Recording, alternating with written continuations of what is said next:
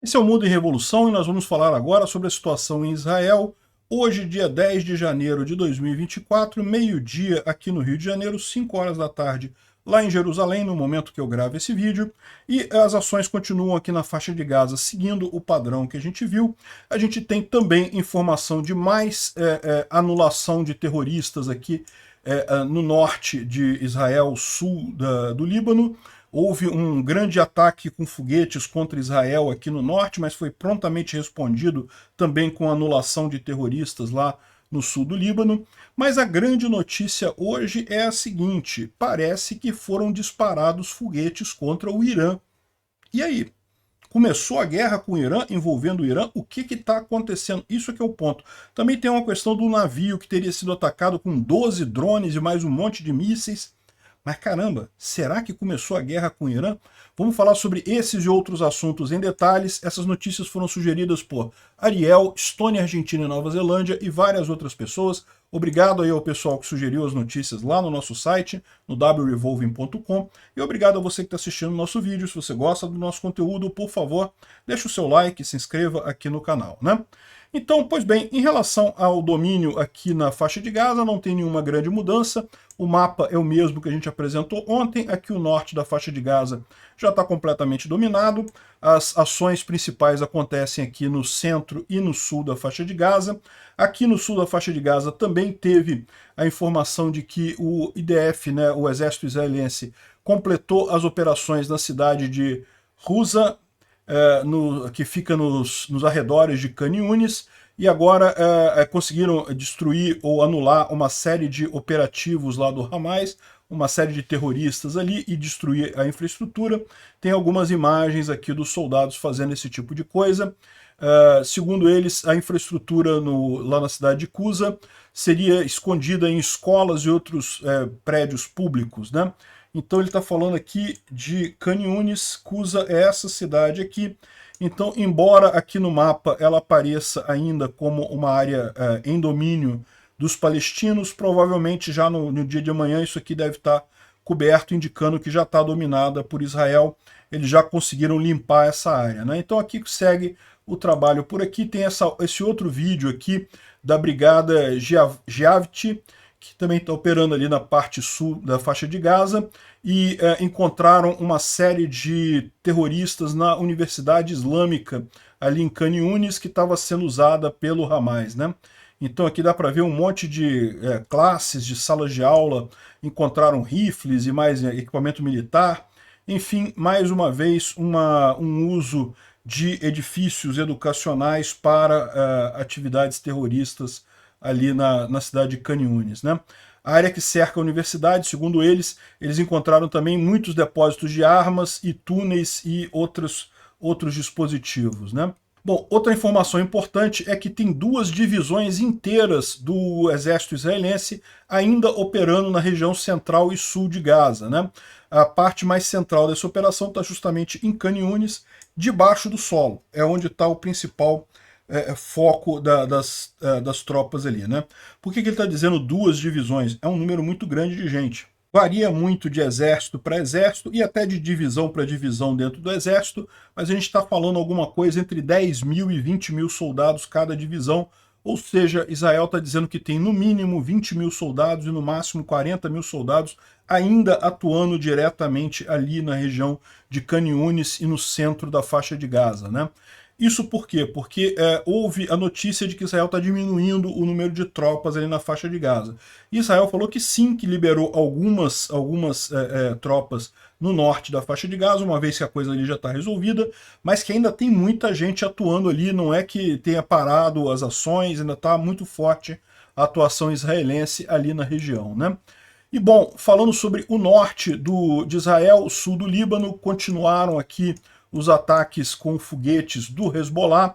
Então teve uma grande barreira de foguetes hoje aqui no norte de Israel, e o Israel respondeu, atingiu um centro de comando e controle do Hezbollah e também a posição de lançamento dos foguetes, justamente que fizeram esse ataque, né? Isso daqui a gente está destacando para dar um exemplo, mas isso acontece com uma certa regularidade ali no norte de Israel, ali no sul da faixa de Gaza, né? Aqui também mostra o momento em que o IDF identificou e atacou, fez o ataque que anulou o terrorista Ali Hussein Burji, que é um comandante sênior do Hezbollah, responsável por ataques de drones e um monte de coisa ali no norte de Israel, né? Então o cara foi anulado lindamente aqui. Não está claro para mim se isso daqui foi o ataque que aconteceu no velório daquele outro terrorista ali na região, né? Você lembra que foi justamente um carro atacado, o carro ficou pegando fogo, a gente tem a imagem do carro, não sei se é esse caso aqui ou se isso daqui foi um outro terrorista que foi eliminado por Israel, né? De qualquer forma, sempre positivo quando um desses terroristas é eliminado, né? O Instituto para o Estudo da Guerra fala aqui sobre um discurso de uma organização ligada à Irmandade Muçulmana que aconteceu lá em Doha. O cara está pedindo principalmente ajuda financeira para os palestinos ali, ou seja, ajuda financeira para o Hamas no final das contas, o que é uma boa notícia. O Hamas pode não estar tão bem assim financeiramente ali na região. Ele fala também sobre conversas no Egito, sobre soltura de prisioneiros e um acordo de cessar-fogo. Eu acho pouco provável que isso aconteça agora, mas né, estão tendo essa conversa, né? Bom, falando sobre os navios ali na região no estreito aqui da entrada do Mar Vermelho, né? Ontem os Houthis lançaram um grande ataque contra um navio cargueiro internacional. Foram 18 drones suicidas, 2 mísseis antinavio e um míssil balístico antinavio também, né? Felizmente, tudo isso foi derrubado pelo Eisenhower, né, que é o porta-aviões americano, com a ajuda de outros 4 navios, né, 3 americanos e um britânico.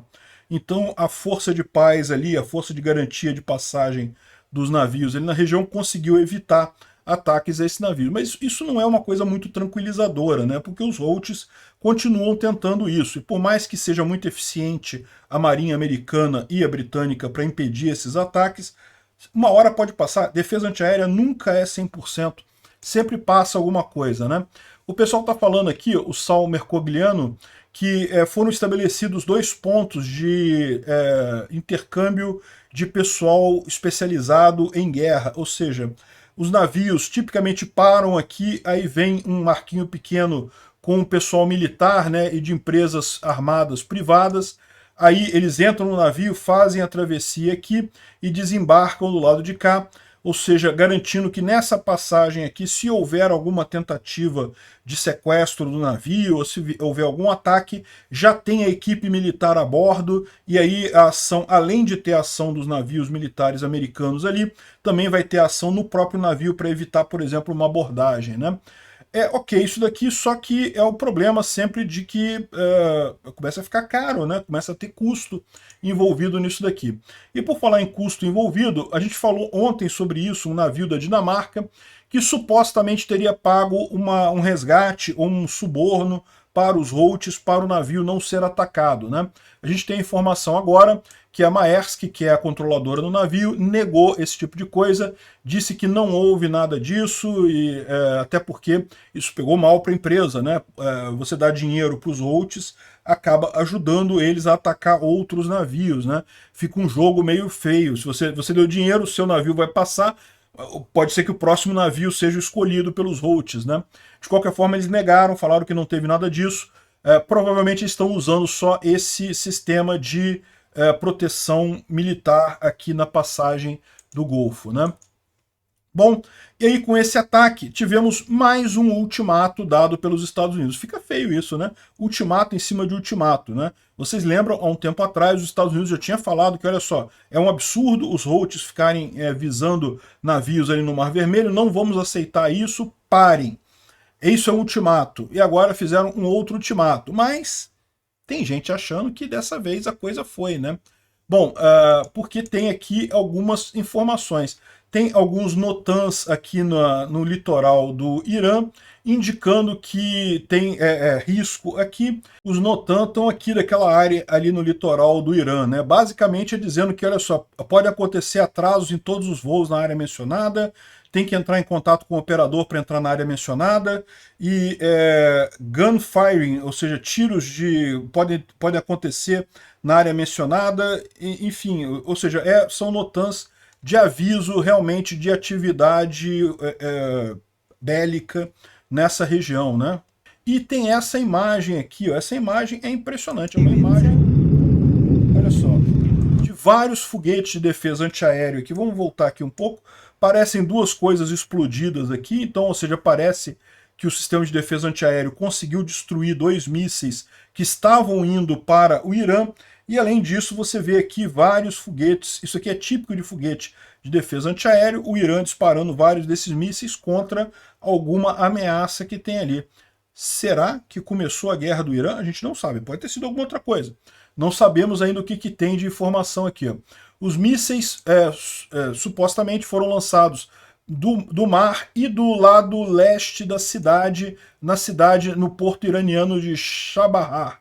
Mas eles estão falando aqui dos mísseis de defesa antiaéreos, né? Seja lá o que for que esses mísseis estavam visando, a gente não sabe quem lançou isso daí. Pode ter sido os americanos, começando a invasão deles do Irã, pode ter sido os israelenses. Aparentemente houve impactos numa planta petroquímica. Então, a gente não sabe. Pode ser também algum dos inimigos do Irã, tá? O Irã tem inimigos entre a comunidade muçulmana. A gente viu o ISIS, né, fez ataques contra o Irã, até no funeral, na comemoração do aniversário do funeral do Qasem Soleimani, houve explosões com bombas feitos pelo ISIS, que é um grupo que é contrário aos xiitas do Irã. Pode ser isso também, né? A gente não sabe o que aconteceu. Por hora, o que a gente tem é só isso daqui. Será que começou a guerra do Irã? Obrigado por assistir o vídeo até o final. Se gostou do conteúdo, não esqueça de deixar o seu like, isso ajuda o canal a crescer e a chegar para mais gente. Se não gostou, deixe o dislike e explique nos comentários como podemos melhorar. Comente também sugestões de temas que podemos trazer por aqui. Comentários insultuosos ou defendendo ditaduras e criminosos de guerra serão sumariamente bloqueados. Agradeço a compreensão. Se ainda não é inscrito no canal, considere se inscrever clicando no botão inscrever-se abaixo e marcando a campainha para todos os avisos. Se quiser ajudar o canal, veja no nosso site como você pode fazer isso.